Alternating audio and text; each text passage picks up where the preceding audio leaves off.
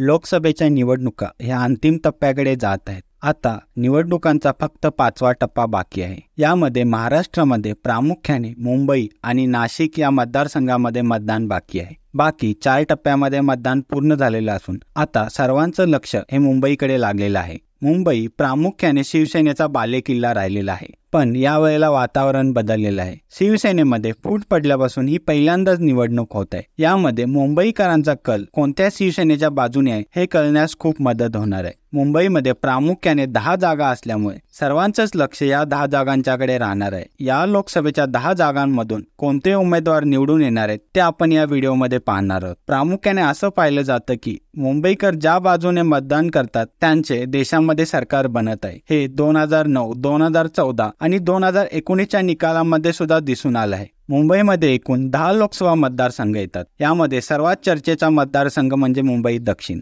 मुंबई दक्षिण मधून अरविंद सावंत हे शिवसेना उद्धव बाळासाहेब ठाकरे गटाकडून निवडणूक लढत आहेत, तर त्यांच्या विरुद्ध यामिनी जाधव यांनी शिवसेनेकडून अर्ज भरलेला आहे. 2019 मध्ये सुद्धा अरविंद सावंत या लोकसभा मतदारसंघातून निवडून आलेले होते, पण यावेळेला यामिनी जाधव यांनी त्यांना तगडी टक्कर दिल्यामुळे या मतदारसंघामध्ये एक तुल्यबळ लढत पाहायला मिळणार आहे. सी वोटर्स आणि एबीपी माझाच्या सर्व्हेमध्ये अरविंद सावंत सध्या तरी निवडून येताना दिसत आहेत. मुंबई दक्षिण मध्य लोकसभा मतदारसंघातून शिवसेनेकडून राहुल शेवाळे हे निवडणूक लढवत आहेत, तर त्यांच्या विरुद्ध शिवसेना उद्धव बाळासाहेब ठाकरे गटाचे अनिल देसाई ही निवडणूक लढवत आहेत. राहुल शेवाळे 2019 मध्ये या मतदारसंघातून मोठ्या लीडने निवडून आलेले होते व ते यावेळेला ही लीड राखतात का हे पाहणे इम्पॉर्टंट राहणार आहे. तसेच उद्धव ठाकरेंनी सुद्धा या मतदारसंघामध्ये ताकद लावल्यामुळे अनिल देसाई यांना बळ आलेलं आहे. येथील सुद्धा लढत जोरदार दिसणार आहे. सी वोटरच्या सर्व्हेमध्ये राहुल शेवाळे इथून सध्या तरी पुढे आपल्याला दिसत आहेत. मुंबई उत्तर मध्य लोकसभा मतदारसंघातून भाजपाने सर्वांनाच धक्का देत वरिष्ठ वकील उज्ज्वल निकम यांना उमेदवारी दिली, तर काँग्रेसकडून वर्षा गायकवाड ही निवडणूक लढवत आहेत. वर्षा गायकवाड यांच्या मागे उद्धव ठाकरेंची ताकद लागल्यामुळे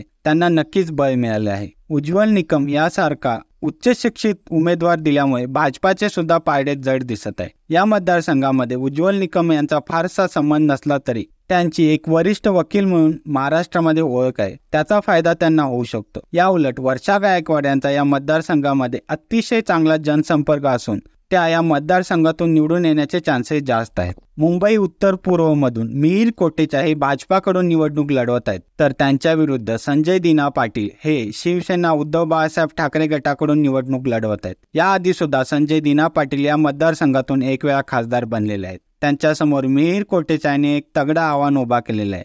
पण शिवसेना उद्धव बाळासाहेब ठाकरे गटाला मिळणारी सहानुभूती पाहता संजय दिना पाटील या मतदारसंघातून सध्या तरी विजयी होतील असे वाटत आहे. मुंबई उत्तर पश्चिम लोकसभा मतदारसंघातून रवींद्र वायकर हे शिवसेनेकडून निवडणूक लढवत आहेत, तर त्यांच्या विरुद्ध अमोल कीर्तीकर हे शिवसेना उद्धव बाळासाहेब ठाकरे गटाकडून निवडणूक लढवत आहेत. या मतदारसंघामध्ये अमोल कीर्तीकर यांचा बराच जनसंपर्क आहे. त्यांचे वडील गजानन कीर्तीकर 2019 मध्ये या मतदारसंघातून निवडून आले होते, पण रवींद्र वायकर यांच्या मागे शिवसेना आणि भाजपाने जोरदार ताकद लावल्यामुळे त्यांचे या मतदारसंघातून निवडून येण्याचे सध्या तरी चान्सेस जास्त दिसत आहेत. अमोल कीर्तीकर यांची बऱ्याच आधी उमेदवारी जाहीर झाल्यामुळे त्यांनी सुद्धा तगडा प्रचार या मतदारसंघामध्ये केलेला आहे. मुंबई उत्तर लोकसभा मतदारसंघातून भाजपाकडून केंद्रीय मंत्री पियुष गोयल हे निवडणूक लढवत आहेत, तर त्यांच्या विरुद्ध काँग्रेसचे भूषण पाटील हे निवडणूक लढवत आहेत. पियुष गोयल हे पंतप्रधान नरेंद्र मोदींचे अतिशय जवळचे निकटवर्तीय मानले जातात, त्यामुळे भाजपाने बरीच ताकद त्यांच्या पाठीशी लावलेली आहे. खुद्द देवेंद्र फडणवीस सुद्धा त्यांच्या प्रचारामध्ये दिसत आहेत, त्यामुळे पियुष गोयल यांची निवडून येण्याची शक्यता इथून जास्त येत आहे.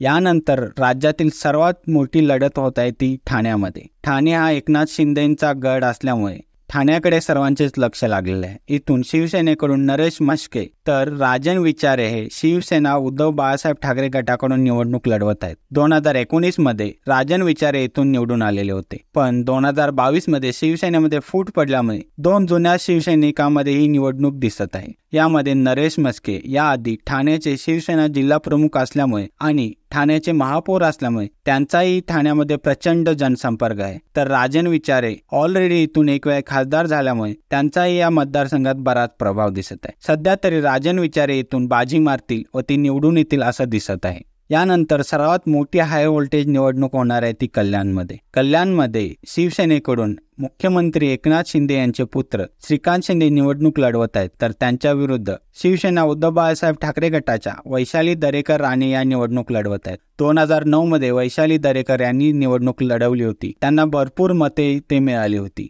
या उलट 2014 आणि 2019 मध्ये श्रीकांत शिंदे कल्याणमधून निवडून आले होते. सध्या तरी सी वोटरच्या सर्व्हेनुसार कल्याणमधून श्रीकांत शिंदे निवडून येतात असं दिसत आहे. यानंतरचा मतदारसंघ राहील पालघर. पालघरमधून भाजपाकडून हेमंत विष्णू सावरा हे निवडणूक लढवत आहेत, तर शिवसेना उद्धव बाळासाहेब ठाकरे गटाकडून भारती कांबडी या निवडणूक लढवत आहेत. सी वोटरच्या सर्व्हेनुसार येथून हेमंत विष्णू सावरा निवडून येत असं सध्या तरी चित्र दिसत आहे. भिवंडी लोकसभा मतदारसंघातून भाजपाकडून केंद्रीय मंत्री कपिल पाटील यांना पुन्हा रिंगणात उतरवलं आहे, तर सुरेश उर्फ बाल्यामामा म्हात्रे हे शरद पवार गटाकडून निवडणूक लढवत आहेत. कपिल पाटील केंद्रीय मंत्री असल्यामुळे त्यांनी जोरदार ताकद या मतदारसंघामध्ये लावलेली आहे. पण बाल्यामामा म्हात्रे यांचं सध्या तरी पारडे जड दिसत आहे. ते इथून निवडून येण्याची शक्यता जास्त दिसत आहे. हे प्रामुख्याने मुंबईमधील 10 लोकसभा मतदारसंघ आहेत. बऱ्याच मोठमोठ्या नेत्यांचं भविष्यातील करिअर या 10 लोकसभा मतदारसंघावर अवलंबून राहणार आहे. या 10 लोकसभा मतदारसंघातून कोण निवडून येऊ शकतं ते आपण या व्हिडिओमध्ये पाहिलेलं आहे. पण ॲक्च्युली मध्ये कोणाला किती जनता साथ देणार आहे ते आपल्याला 4 जूनलाच समजेल. तुम्ही सुद्धा या 10 लोकसभा मतदारसंघातून कोणते उमेदवार निवडून येऊ शकतात ते खाली कमेंट बॉक्समध्ये लिहून सांगू शकता. धन्यवाद. जय हिंद.